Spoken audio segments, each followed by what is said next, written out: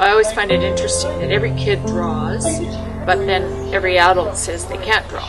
And yet it's just such a natural thing to draw.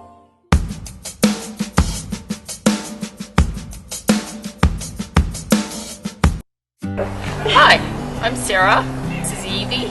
She's 21. She, I guess, is my assistant in this. She was a stray and she lived next door. My neighbor took her in. When Al died, I went to the door one day and she just walked in, jumped up on the chair, kind of like, I'm here, I'm going to live here now. I'm a mechanical illustrator. I'm also a professional landscape architect. Both of those things look at the intersection of art and science. I like to draw mostly plants, drawing naturally and naturally drawing.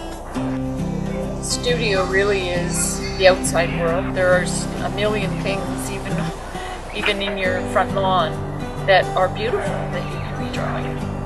I go down to the river. I live on the river, so I sketch down there and walk a lot.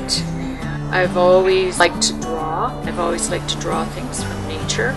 It's about problem solving and looking, because each thing you pick up from nature is a story unto itself.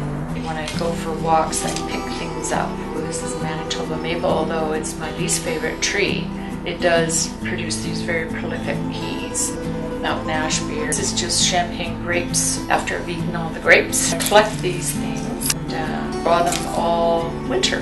I've actually kind of enjoyed the different pace that COVID brought. I think there's a big reflective part about it, about the way you spend your time, the things you think are important. Sometimes maybe not important to me.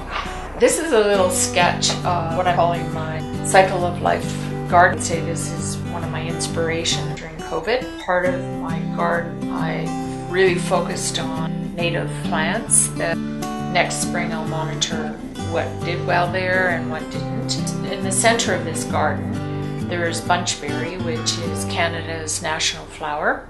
You have one of the Calgary Herald gargoyles that when they tore the building down was sold at an auction.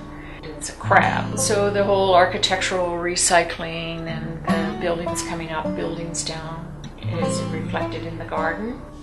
I live in an old neighborhood along the river, so there's trees coming down quite regularly, which is again part of the cycle of life because trees die too. So I always ask for a stump or a piece of trunk or something that I can add into this garden. Hopefully this will evolve into something quite unique and something that feeds the birds and the bees and the butterflies.